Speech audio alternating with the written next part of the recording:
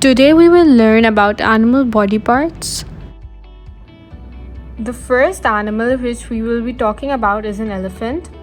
An elephant has 2 eyes, a head, 2 huge flappy ears, 2 huge teeth which are known as tusks, 4 legs, a tail, a body, and a nose-like structure called trunk.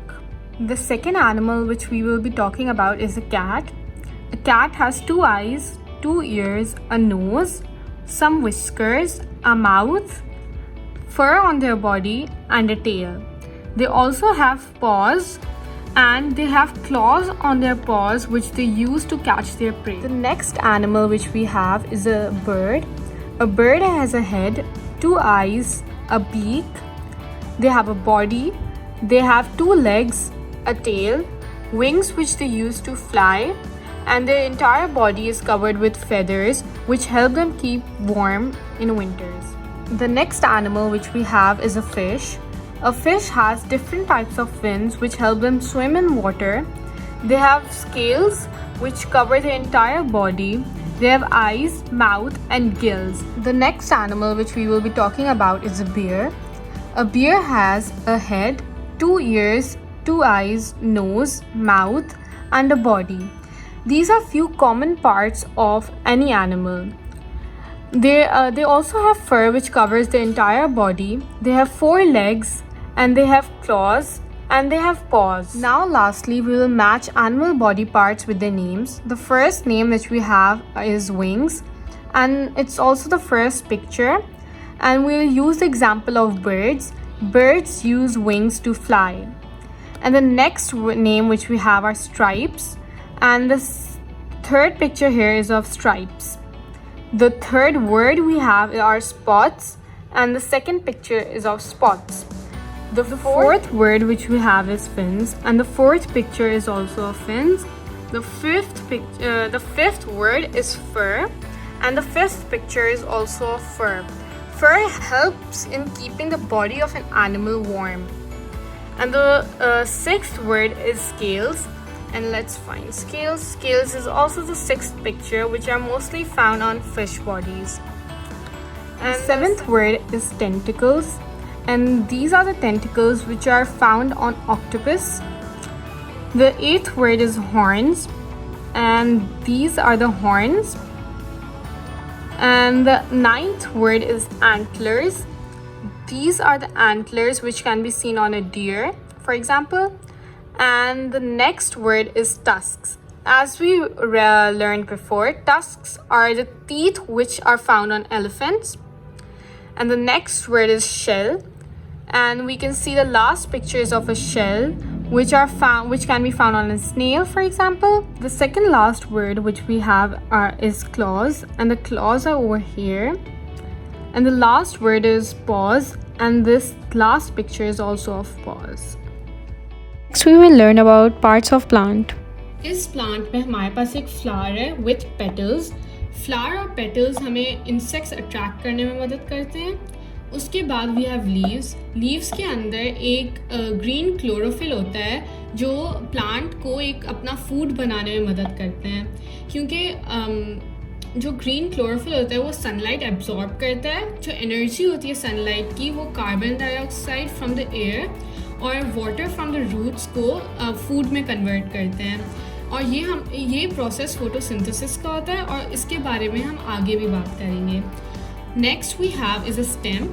Stem जो है plant को एक upright position में रहने के लिए मदद करता है, और जो वाटर कलेक्ट एब्जॉर्ब होता है रूट से उसको लीव्स और फ्लावर तक ट्रांसपोर्ट करने में मदद करता है. उसके बाद वी हैव रूट्स.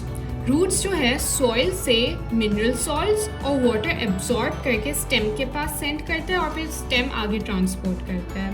और रूट का एक और फंक्शन होता है कि वो इस फ्लावर को या इस प्लांट को एक पोजीशन में रहने में मदद करता है. अब हम फोटोसिंथेसिस के बारे में पढ़ेंगे. फोटो माने लाइट और सिंथेसिस मतलब पुटिंग टुगेदर. प्लांट्स को ऑब्वियसली फूड की ज़रूरत होती है, लेकिन उनको वेट करने की ज़रूरत नहीं कि कोई इंसान या कोई जानवर आए और उनको फूड दे। वो अपना खाना खुद भी बना सकते हैं। और जो प्रोसेस होता है जिसमें वो सनलाइट यूज़ करके अपना खाना बनाते हैं उसे फोटोसिंथेसिस कहते हैं। Photosynthesis is the process by which plants make their own food. Photosynthesis के लिए प्लांट को कार्बन डाइऑक्साइड, वाटर और सनलाइट की ज़रूरत होती है। अब जो एयर प्रेजेंट होती है प्लांट के अराउंड, उसमें से कार्बन डाइऑक्साइड लीफ में एक एंट्रेंस होती है, पोर्स होते हैं लीफ के बैक साइड पे जिसका नाम स्टोमेटा होता है, उसके थ्रू लीफ में एंटर करते हैं। वाटर जो होता है वो सॉइल में प्रेजेंट होता है। रूट्स वाटर को एब्जॉर्ब करके स्टेम के थ्रू लीफ के पास ट्रांसपोर्ट करते हैं। लीफ में जो प्रेजेंट क्लोरोफिल होता है, एक ग्रीन सब्सटेंस, वो सनलाइट को एब्जॉर्ब करता है। जब क्लोरोफिल सनलाइट को एब्जॉर्ब कर लेता है, सन एनर्जी जो होती है वो वाटर मॉलिक्यूल्स जो H2O होते हैं उनको स्प्लिट कर देते हैं हाइड्रोजन और ऑक्सीजन में। अब ऑक्सीजन जो होता है वो रिलीज़ हो जाता है और जो हाइड्रोजन होता है और कार्बन डाइऑक्साइड वो यूज़ होते हैं टू फॉर्म ग्लूकोज या फूड फॉर द प्लांट। अब जो ग्लूकोज होता है वो या तो फिर एनर्जी प्रोवाइड करता है प्लांट की ग्रोथ के लिए, या तो फिर जो वो लीव्स में स्टोर हो जाते हैं ताकि वो बाद में यूज़ कर सकें इस फूड को। इस पूरे प्रोसेस को फोटोसिंथेसिस कहते हैं। ये इक्वेशन हमें फोटोसिंथेसिस का प्रोसेस शो कर रही है। इसमें कार्बन डाइऑक्साइड प्लस वाटर हमें ग्लूकोज और ऑक्सीजन दे रहे हैं। अभी हम पढ़ेंगे हर्बीवोर्स, कार्निवोर्स और ओमनीवोर्स के बारे में। अब सबसे पहले मैं बता दूं कि दुनिया में जितनी भी लिविंग थिंग्स हैं, जितने भी जानदार हैं, उन सबको इन 3 ग्रुप्स में डिवाइड किया हुआ है, हर्बीवोर्स, कार्निवोर्स और ओमनीवोर्स में। अब सबसे पहले देखते हैं कि हर्बीवोर्स क्या होते हैं। हर्बीवोर्स वो लिविंग थिंग्स होती हैं, वो जानदार होते हैं जो सिर्फ प्लांट खाते हैं, जो सिर्फ पौधे खाते हैं। अब हम इसी कुछ एग्जाम्पल्स देख लेते हैं। जैसे शीप हो गई, सिर्फ घास फूस और पौधे खाती है।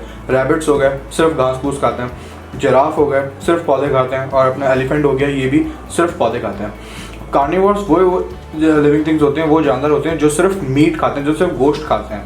अब इनकी एग्जांपल्स देख लेते हैं। जैसे लॉइन हो गया, सिर्फ गोश्त खाता है। शार्क हो गई, सिर्फ गोश्त। और ईगल हो गया, सिर्फ मीट खाते हैं ये। और ओमनीवोर्स बेसिकली इन दोनों का मिक्सर होते हैं। ओमनीवोर्स वो लिविंग थिंग्स, वो जानवर होते हैं जो पौधे भी खाते हैं और मीट भी खाते हैं। इनकी कुछ एग्जांपल्स देख लेते हैं। जैसे ऑस्ट्रिच पौधे भी खाती है और जो मीट होता है वो भी खाती है। टर्टल भी मीट और पौधे दोनों खाते हैं। चिकन वो भी मीट और पौधे दोनों खाते हैं। और बियर वो भी मीट और पौधे दोनों खाते हैं। अभी हम बात करेंगे कि फूड और डाइट की हमारी ज़िंदगी में क्या इंपॉर्टेंस है, हमें इनको क्यों मेंटेन करना चाहिए। इसको मैं सबसे एग्जांपल समझाता हूँ। हमारे पास जैसे एक गाड़ी है, अगर उस गाड़ी के अंदर हम सही से पेट्रोल नहीं डालेंगे तो एक टाइम के बाद जाके वो गाड़ी चलना छोड़ देगी। उसी तरीके से अगर हम इंसान सही तरीके से खाना नहीं खाएंगे तो हमारी बॉडी के ऊपर भी काफ़ी नेगेटिव इम्पैक्ट्स आना शुरू हो जाएंगे। अब हमें फूड और डाइट मेंटेन करने से क्या मिलेगा? सबसे पहले हमारी जो ग्रोथ होगी, हम जब बड़े होंगे तो उसमें हमें सही तरीके से हमारी ग्रोथ हो सकेगी।